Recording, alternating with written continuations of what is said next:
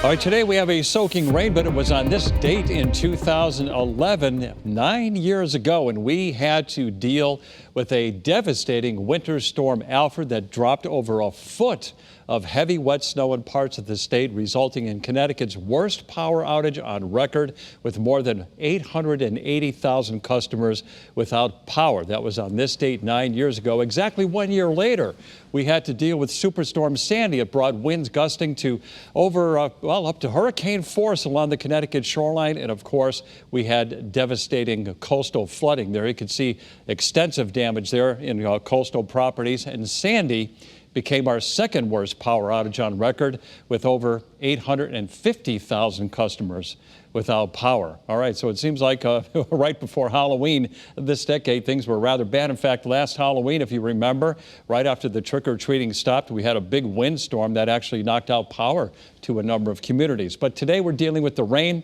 and it's a soaking rain. I think it's going to be letting up a little bit this evening, but it won't completely go away. Certainly a dreary day. You can see the gray overcast skies in Litchfield all day long, with the rain coming down, at times light and coming down a little bit harder. And there's our live eye cam in New London, where it's dreary and it's wet and it's getting breezy. It's raw too. Temperatures are in the mid to upper 40s now, and the northeasterly wind is not helping. It's getting a little bit stronger. We got a wind out of the northeast at 17 miles an hour in Bridgeport, and temperatures will be holding steady in the 40s most of the night. But then when the snow mixes in over northern Connecticut later tonight and tomorrow morning, that's when the temperature will dip to 38. It's going to be breezy too. For the shoreline, temperatures will hold steady in the 40s, then drop to the low 40s by morning, and then they could dip a little bit more as the morning goes on. So on the bigger view, you can see that the rain is starting to taper off a little bit to our west. This is going to be a 1-2 punch. We got the remnants of Zeta slipping out to sea to our south right now. Another low is going to follow on its heels, moving off the middle Atlantic coast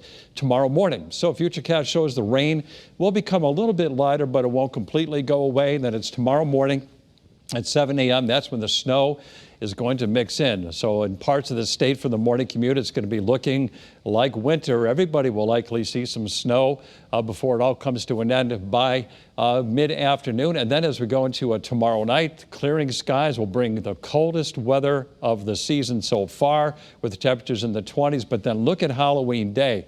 Bright sunshine, it's going to be brisk, but at least the wind is going to be light. So nothing really along the shoreline.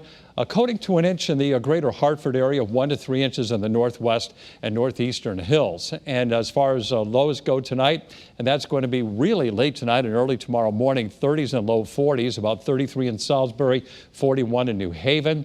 And temperatures won't budge much tomorrow. It's going to be windy and raw, upper 30s and low 40s, even the mid 30s in the Litchfield hills. All right, as far as the wind chill goes, it's going to be in the 20s as we go into, tomorrow morning and also into tomorrow evening. So a raw day for sure.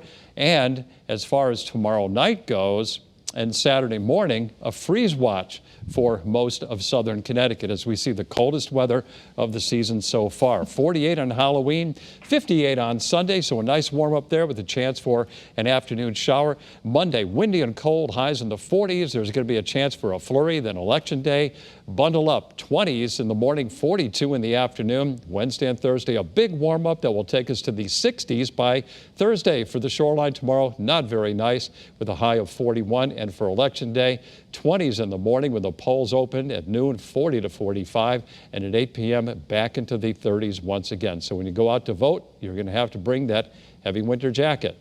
Bundle up, everyone. Bruce, thank you very much.